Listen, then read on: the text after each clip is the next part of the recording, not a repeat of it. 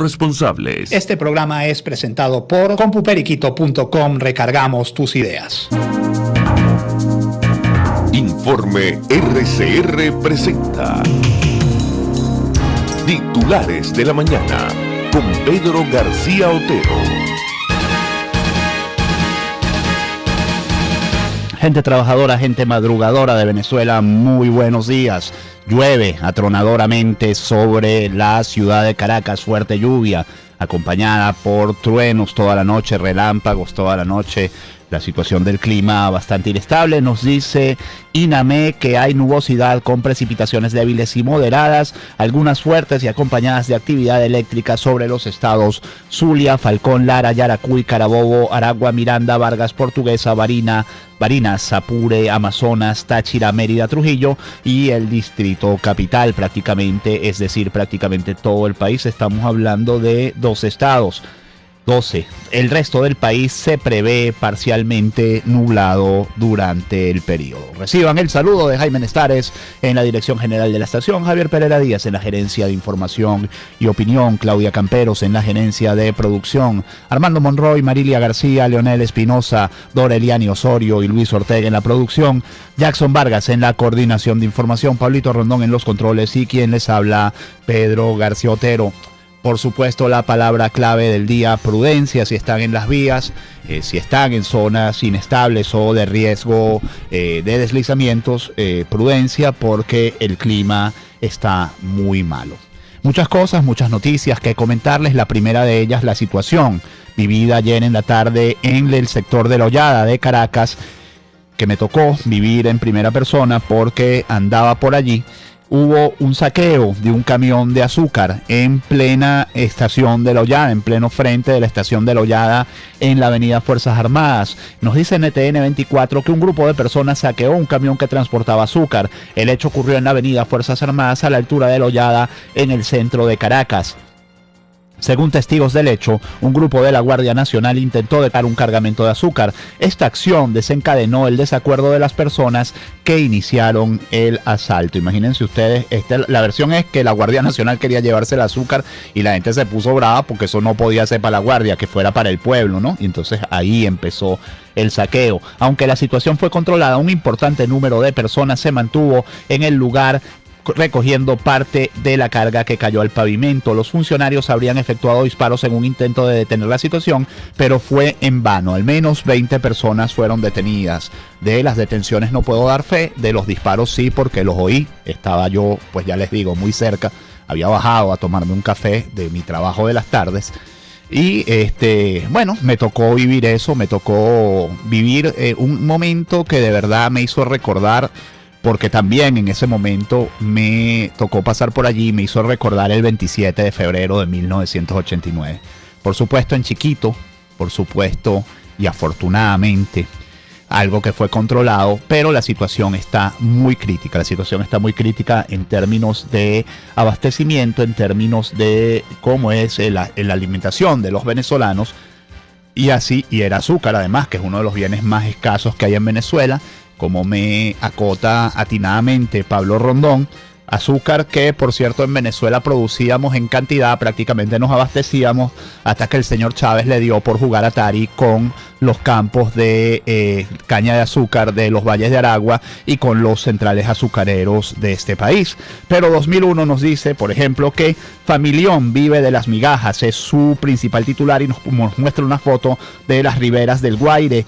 Pareciera a la altura de Plaza Venezuela, pero no lo tengo tan claro. Junto a las riberas del Guaire pernoctan unas 20 personas en ranchos de cartón. Se encontraron en la vía y no son parientes, pero conviven como un clan. Hay una pareja adulta mayor, jóvenes y niños, quienes comen de las sobras de los restaurantes cercanos y clasifican materiales de reciclaje para venderlos. Solo piden a las autoridades dotarlos de herramientas para trabajar la basura. El aterrador reportaje haciendo buen periodismo de 2001 que nos trae también la siguiente información, aunque este está en todos los periódicos del país. Sector agroalimentario debe vender 50% de su producción a los CLAP. Este jueves fue publicada en la Gaceta Oficial número 41.005 la medida que obliga al sector agroalimentario a vender de forma obligatoria hasta el 50% de su producción a los comités locales de abastecimiento y producción, CLAP. En consecuencia, las empresas públicas y privadas del sector agroalimentario, de higiene personal y aseo del hogar están obligadas a vender su producción a los entes públicos responsables del nuevo sistema de distribución y comercialización de la gran misión Abastecimiento Soberano.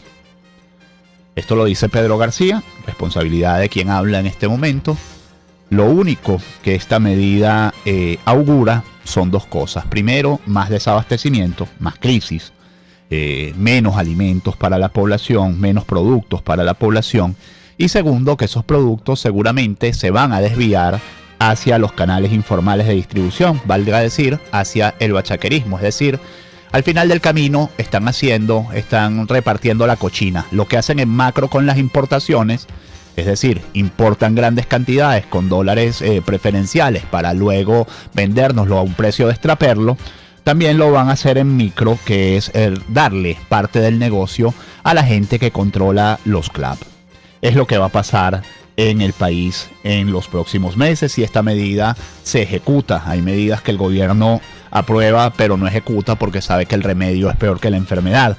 El Nacional nos dice que la Asamblea Nacional convoca a la sociedad civil para defender la Constitución. El Legislativo, y esto es muy importante, acordó desconocer la autoridad y vigencia de los actos del Poder Ejecutivo y de las sentencias del Tribunal Supremo de Justicia que contraríen los valores, principios y garantías democráticos y lesionen los derechos fundamentales. Y hay una pequeñísima foto de una columna del diputado Ubel Roa en el momento en el que ejerce sus facultades de pitcher y le lanza un microfonazo a otro diputado de apellido Bozo. Eso no fue durante la discusión del debate sobre el desconocimiento del gobierno de Nicolás Maduro y del TCJ, sino en el debate posterior, que fue un acuerdo de júbilo por la designación de Baltasar Porras como cardenal. Ni allí se pudo poner de acuerdo el PSUV para aprobar un acuerdo de júbilo en favor de la designación, de la elevación de Monseñor Baltasar Porras a la categoría de cardenal de la Iglesia Católica. Entrando en el tema, nos dice el Nacional que la Asamblea Nacional desconocerá actos del Ejecutivo y fallos antidemocráticos del TCJ. Diputados de la oposición acusaron a Nicolás Maduro y a los magistrados de desacatar la Constitución. Convocarán un movimiento nacional en defensa del voto. Son 10 puntos los que tiene este acuerdo de la Asamblea Nacional y dice que son el Ejecutivo y el Tribunal Supremo de Justicia los que están en desacato de la Constitución y no el Parlamento. Con esa idea, la oposición pronunció ayer su discurso durante el debate de un acuerdo que oficializó una postura de la Mesa de la Unidad y la Asamblea una postura de la Mesa de la Unidad. La Asamblea Nacional desconocerá la autoridad y vigencia de los actos del poder público y de las sentencias del TCJ que contraríen los valores, principios y garantías democráticos y lesionen los derechos fundamentales. Además, la Asamblea Nacional va a redoblar sus esfuerzos en la evaluación de cómo fueron electos los nuevos magistrados del TCJ en diciembre, en la designación de los nuevos rectores del CNE y llama al CNE a cumplir con la elección de gobernadores y con el referendo revocatorio en este mismo año. Julio Borges, el vocero opositor que abrió el debate, dijo: es Nicolás Maduro quien está fuera de la Constitución cuando tiene presos políticos, cuando persigue a los medios, cuando destruye la producción, cuando niega la propiedad, cuando obliga a la FAMP a actuar como apéndice del PSUV. El acuerdo también, por cierto, llama a la Fuerza Armada Nacional a coadyuvar en el restablecimiento del hilo democrático en Venezuela. La Verdad nos dice que después del 20%, es el principal titular de La Verdad, diario de Maracaibo, después del 20%, la Asamblea Nacional denunciará el madurazo ante la OEA. La oposición pedirá la activación inmediata de la Carta Democrática en Venezuela ante las reiteradas violaciones a la Constitución. Tal cual, el semanario Tal Cual que aparece hoy nos dice: no tenemos ningún interés en las regionales, y es una declaración del jefe de bancada del PSUV, Héctor Rodríguez. Se pregunta tal cual que si la Constitución es buena sola cuando conviene. Al jefe de bancada del PSUV, Héctor Rodríguez, no le quita el sueño incumplir el mandato legal de contarse para las gobernaciones. El diputado asume la tesis de que primero hay que vencer la guerra económica antes de permitir el ejercicio de un derecho. 2001 nos trae declaraciones de Leopoldo López. Dice que los centros de verificación del 20% deben permanecer abiertos mientras haya electores en la cola. El líder de Voluntad Popular aseguró que los centros de recolección deben permanecer abiertos en tanto haya personas en la cola. Aseveró que este 26, 27 y 28 de octubre los venezolanos harán historia y se impondrán sobre la dictadura y demás obstáculos que han puesto para que no se logre la meta del 20%. Por supuesto, son una serie de tweets que a través de su esposa Lilian Tintori, Leopoldo le deja conocer a los venezolanos su posición. El Nacional nos dice que la MUD aumentará la presión nacional e internacional luego del 20%. La alianza construye la estrategia de la nueva etapa de la lucha por el revocatorio que, como anunció Capriles, se iniciará tras la recolección. Enrique Capriles, gobernador de Miranda, anunció el miércoles que luego de la recolección de manifestaciones de voluntad del 20% de los electores, se iniciará una nueva etapa de lucha para hacer que el referendo revocatorio sea en 2016 y, si el presidente Nicolás Maduro es revocado, se convoquen nuevas elecciones presidenciales. El Universal nos dice que el gobierno presenta hoy ante el Tribunal Supremo el presupuesto 2017. El vicepresidente Aristóbulo Istúriz será el encargado de presentar el proyecto del ejercicio fiscal del próximo año. Y nos dice el diario Versión Final, no, el diario Versión Final no nos dice nada porque lamentablemente la página está intermitente, abre y cierra. Está como todo el internet. Hoy estamos presentando problemas particularmente fuertes con el internet, pero nos dice El Nuevo País que la Asamblea Nacional se planta. El Poder Legislativo desconocerá actos contrarios a la ley del Ejecutivo y del Judicial. Son las 6:41, voy a leer algunos de los mensajes que envían ustedes en la red social Twitter. Joel Caigua nos dice: lluvia y descarga eléctrica sobre Caracas podría ser la última fase del cordonazo de San Francisco. Dorjas nos avisa que llueve atronadoramente en Sabana Grande y además nos dice que las bolsas CLAP no son distribuidas regularmente. A papá de 87 años le entregaron una el 8 de agosto y hasta hoy nada. Nos dice Gerardo Chacón: por alguna razón el PSUV no abandona la Asamblea Nacional pese a todo el desprestigio y acoso sistemático que le tienen. Bueno, porque es un foro político, o sea, su carácter de foro político no lo ha perdido y por eso es que la oposición tampoco lo abandona. Nos dice Drácula: cuando se está ante delincuentes secuestradores como los de este gobierno, la defensa de la democracia, libertad y justicia es legal. Sócrates nos dice: grosera, ofensiva y miserable los ataques del diputado Roa al cardenal Porras, y remató con la violencia de la agresión física. Bueno, es que el diputado Roa es una joya, como son una joya la mayoría de los que están sentados allí en la Asamblea Nacional por parte del chavismo. Yo siempre dije, mis amigos, que el chavismo era lo peor de cada casa. O sea, cuando Chávez empezó a levantarse en las encuestas, empezó a sumar a un montón de gente que era realmente indeseable. O sea, era lo más resentido, los proteccionistas, los resentidos, los militares peores de su promoción, los tipos de la UCB, profesores que toda la vida habían estado medrando por ahí, y los demás profesores, los buenos, los aceptaban porque eran como una curiosidad entomológica, pues porque eran como unos bichitos que ellos podían ver por un microscopio. Eso era el chavismo, así se hizo el chavismo, y por supuesto el chavismo dio los resultados que dio, pero particularmente lo que ha recogido Maduro del chavismo es lo peor del chavismo, o sea, es lo peor de lo peor. Bueno, y así está, pues. Y mucha gente está en la Asamblea Nacional porque sabe que la Asamblea Nacional, o muchos de ellos que llegaron a la Asamblea Nacional porque así los protegen, porque la inmunidad parlamentaria los protege. Hay unos cuantos que sin eso, pues las estarían pasando realmente mal. No digo que sea el caso de Roa, por cierto. Gerardo Mogollón nos dice que este debe ser el cordobazo del TCJ, en minúsculas nos dice Quinto Beatle: obligado nada es soberano, es la imposición por la fuerza de todo cuanto se les ocurre, así nadie va a producir nada. Sí, obviamente lo que viene es mayor escasez. Nos dice Armando Monroy: entregar el 50% de la producción a los CLAP es entregarle el 50% a los militares. Juana Santoya nos dice: esta medida es para terminar de asfixiar a empresas privadas, entonces que le den el doble de divisas para su producción. Manuel Valls me dice: yo me imagino cómo va a pagar el gobierno ese 50% de producción a las industrias. Tarde, jamás y nunca. Mirla Ruiz dice: la amargura que estamos viviendo queda plasmada en cada saqueo, es una tragedia, es un robo, es crisis extrema, es parte del negocio. Se pregunta Abraham Martínez: ¿CLAP productivo? Sí, Luis, qué sabroso para el gobierno comprar la producción a empresas privadas con dinero inorgánico. Y Lore nos dice, bueno, que le gusta escucharme en la mañana, aun cuando sean malas noticias. Ojalá pronto podamos hablar de una Venezuela próspera. Ojalá, Lore, ojalá que esto sea así. 6:44, vamos a la pausa. Usted escucha Titulares de la mañana con Pedro García Otero. Solo por RCR 750 AM.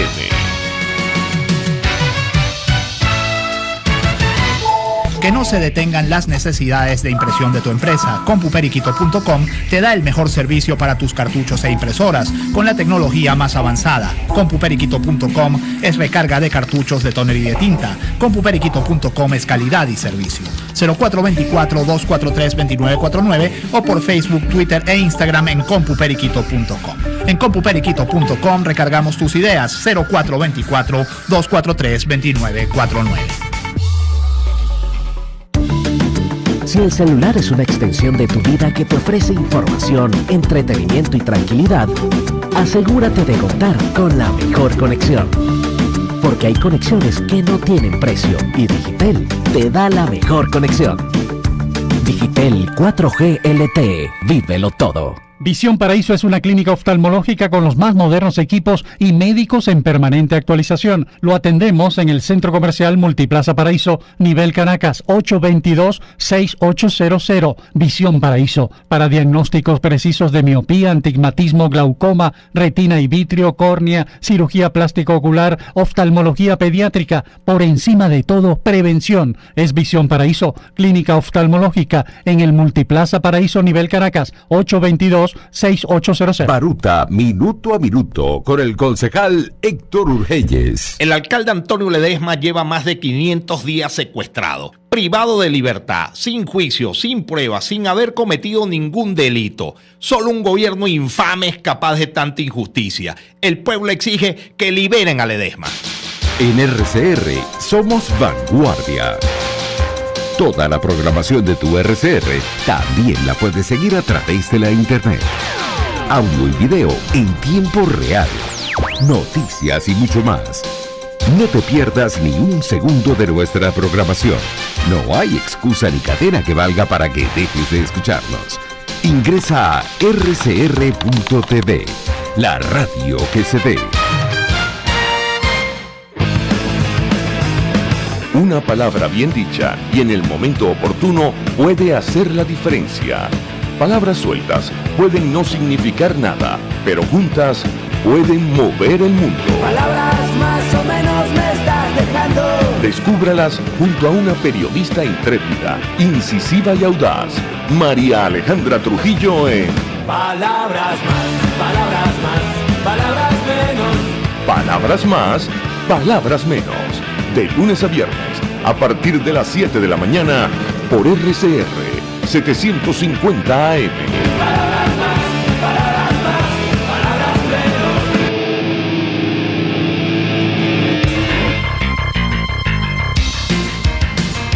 menos. Estás escuchando Titulares de la Mañana con Pedro García Otero. Solo por RCR 750 AM.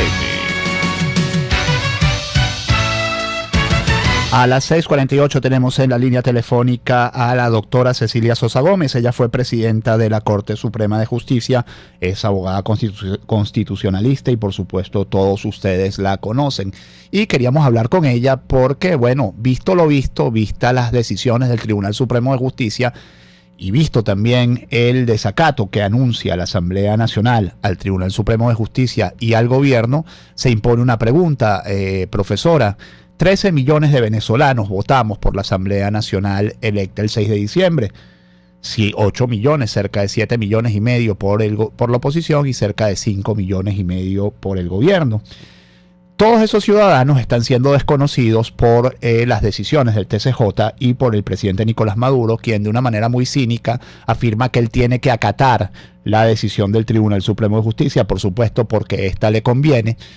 No parece tan obligado a acatar la voluntad del soberano, del pueblo.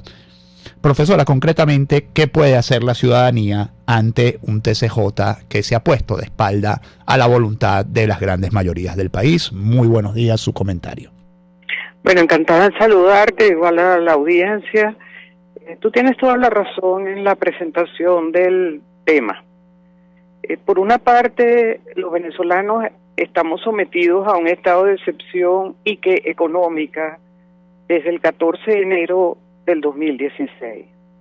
Es decir, en principio vamos a estar todo el año bajo un régimen excepcional que no está para vivir el día a día de la vigencia de la Constitución. Ahora bien, la Sala Constitucional se ha transformado en, yo diría, el brazo político de Miraflores. Primero dice que le consulta y después dice que acata, como tú dices. Eso que decidió, que en realidad no termina siendo ni siquiera una sentencia, y cualquier venezolano que la consulte lo puede ver, no tiene ningún asidero constitucional. Cualquier venezolano que tú le preguntes sabe que la Sala Constitucional no puede aprobar un presupuesto. Sí, porque doctora, eso es de la esencia constitucional que tiene que aprobarlo mediante ley la Asamblea Nacional. doctora, me perdona la pregunta o la intromisión en su digamos comentario, pero ciertamente la Sala Constitucional va mucho más allá de sus sentencias previas y se empieza a rogar facultades legislativas. Entonces, ¿ante qué estamos? Estamos ante una usurpación de funciones, tanto por el Ejecutivo como por la Sala Constitucional, concretamente el Tribunal Supremo. Aquí la pregunta es, Pedro, ¿qué tiene que hacer la Asamblea Nacional? Quien nos está representando al pueblo, digo al pueblo, y cuando digo al pueblo estoy diciendo a todos los venezolanos, los que votaron por las ofertas de diputados de una tendencia o de otra. Porque aquí yo creo que lo que tenemos que entender es que la despersonalización del poder es desde la época de los romanos. Y en Venezuela hemos caído en una situación en que la propia Sala Constitucional, en su sentencia, esta que anula la posibilidad de que la Asamblea eventualmente apruebe el presupuesto y le haga las modificaciones correspondientes mediante una ley, está diciendo que el desacato que está cometiendo la Asamblea Nacional la comete una mayoría de diputados opositores. Eso es una aberración que ningún estudiante de Derecho puede afirmar. ¿Y sabes por qué, Pedro? Porque la Asamblea es una sola. Todos los diputados nos representan a todos. No es que hay diputados que representan al PSV y diputados que representen a la oposición, porque la Constitución estableció expresamente que un diputado nos representa a todos y representa al circuito que lo eligió. En consecuencia, esa barbaridad de que el desacato lo producen diputados de la oposición hace nula esa sentencia. Y la hace nula porque los diputados del PSUV o propuestos por el PSUV, que quedaron electos por el PSUV, también me representan a mí. Y ellos creen, y aquí es donde viene el gran conflicto del gobierno, que ellos representan a su tendencia y después tienen el cinismo de decir que ellos son el pueblo. No, el soberano no pierde su condición de soberano. Los poderes públicos están para garantizar nuestros derechos. Y nuestro derecho es que la Asamblea Nacional apruebe la ley de presupuesto para que todos la conozcamos, para que dejemos el oscurantismo en el manejo del dinero, porque eso es lo que se anda buscando. No solamente es un problema con la Asamblea, es para que el Tribunal Supremo les apruebe los créditos, es para que les apruebe los convenios de préstamo. Esto es una cosa insólita. ¿Qué debemos hacer los venezolanos? Exigirle a la Asamblea que nada más se publique el presupuesto, lo tome en consideración, lo analice y nos transmita a todos los venezolanos qué es lo que se está escondiendo allí. Bueno, muchísimas gracias, Cecilia Sosa Gómez, expresidenta de la Corte Suprema de Justicia y abogada constitucionalista, por sus comentarios sobre lo que está sucediendo dentro del Tribunal Supremo de Justicia y cómo esto nos afecta terriblemente. Algunos titulares ya para terminar.